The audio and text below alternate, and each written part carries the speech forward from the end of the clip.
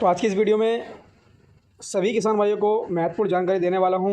ये महत्वपूर्ण जानकारी उन किसान भाइयों के लिए भी है जिनको पैसा मिल रहा है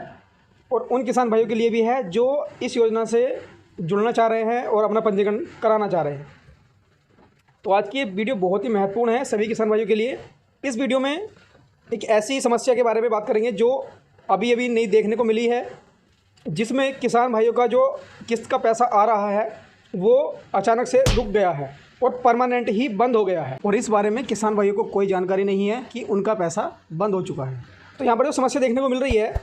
वो ये है कि किसान भाइयों का जो पेमेंट है वो लगातार आ रहा है, लेकिन अचानक से ही उनके स्टेटस में इनकम टैक्स पे लिख करके आ गया है।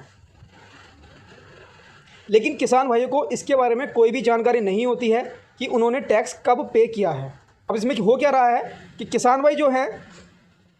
योजना का लाभ तो ले रहे हैं, लेकिन साथ में वो क्या करते हैं, अगर वो बैंक से लोन लेते हैं या कोई यंत्र लेते हैं, फाइनेंस कराते हैं, उसमें उनका ITR जमा हो जाता है और कुछ राशि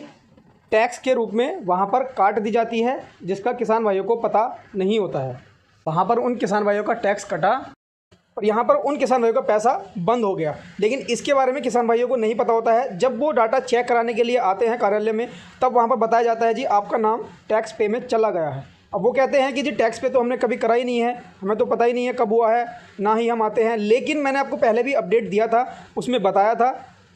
कि भारत सरकार ने अपने पोर्टल पर एक अपडेट किया है कि जिनका टैक्स पे है उनका वहाँ पर स्टेटस चेक करने की व्यवस्था दी है कि आपने कौन से सन में टैक्स पे किया है, ये आप देख सकते हैं। तो आपको केवल ये ध्यान रखना है कि अगर आपकी सम्मान निधि आ रही है और आप कोई ITR का काम कर रहे हैं जो आपको भरना है, बैंक से लोन ले रहे हैं, कुछ भी आप काम कर रहे हैं,